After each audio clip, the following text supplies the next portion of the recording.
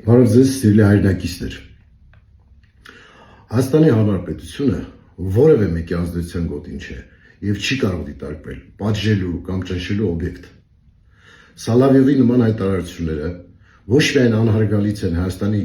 պետականության նկատմամբ, այլ նաեւ վնասում են հայ-ռուսական հարաբերություններին։ Հայաստանը ՄԱԿ-ի անդամ երկիր է եւ որևէ երկրի կամ անձի կողմից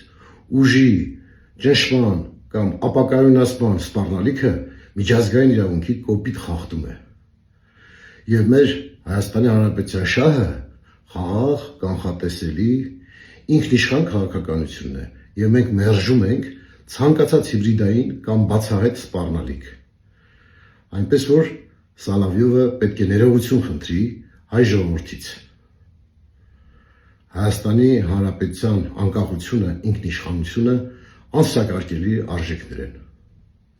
Շնորհակալություն, լավ օր բոլորիդ։